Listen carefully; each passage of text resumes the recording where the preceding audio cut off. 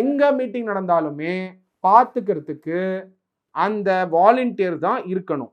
அந்த வாலண்டியர்ஸ் தான் மூவ் பண்ணும். ஆம்புலன்ஸ் வந்ததுன்னா க்ரௌடை மூவ் பண்ணி அட்ஜஸ்ட் பண்ணி ஸ்ப்ரெட் பண்ணும். செய்ய முடியாதா? கவர்மெண்ட் பர்மிஷன் கொடுக்கக்கூடாது. நான் ஒரே ஒரு கேள்வி தான் கேட்குறேன். விஜய்க்கு மீட்டிங் நடத்தாம கூட பேன் பண்ணியிருக்கலாமே, ஏன் பேன் பண்ணல? விஜய் சப்சிக்வெண்ட்டாக கோர்ட்டுக்கு போட்டோம், நீங்க ஏன் பேன் பண்ணல? இடத்த மாற்றி தானே கொடுத்தீங்க, அப்போ பேன் பண்ணியிருக்கலாம்ல?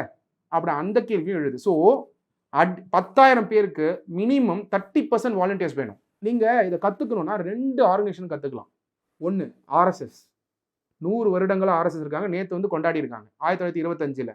இன்னொரு ஆர்கனைசேஷன் ஜஸ்டிஸ் பார்ட்டி, அதுதான் DMK. ஏன் நான் வந்து குறிப்பிடுறேன், பெருமைக்காக சொல்லலை. அவங்க பண்ணக்கூடியதில் பல விமர்சனங்கள் உண்டு. நீங்கள் RSS மேலே சொல்வீங்க, நம்ம RSS மேலே சொல்லலாம், DMK மேலே சொல்லலாம், அது வேற. கூட்டம் கூட்டுறது, ப்ரோக்ராம் கண்டக்ட் பண்ணுறதுல அவங்களுக்கு எவ்வளோ வருஷம் எக்ஸ்பீரியன்ஸ் இருக்குது? 100 இயர்ஸ் பிரபு. ஜஸ்டிஸ் பார்ட்டின்னு சொன்னாலே மீட்டிங் தான். அங்கே வந்து விஜய் அவர்கள் ஒரு இம்பார்ட்டன்ட் பேரை குறிப்பிட்டிருந்தார், சுப்புராயன். இப்போ வந்து அவருடைய பேரன் வந்து காங்கிரஸில் இருக்கார், மோகன்குமார் மங்கலம். முக்கியமான பெயர். அப்போ எப்போ? 1927 அந்த பேர்.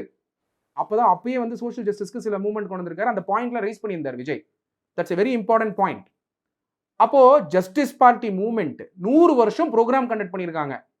மறியல் நடத்தியிருப்பாங்க, ரோட்ல வந்து இந்த மாதிரி ரோட் ஷோஸ் பண்ணியிருப்பாங்க, மாநாடு நடத்தியிருப்பாங்க. எவ்வளோ எக்ஸ்பீரியன்ஸ் கேதர் பண்ணி வச்சிருப்பாங்க DMK. இந்த எக்ஸ்பீரியன்ஸை சட்டமாக ஆக்கணுமா வேணாமா?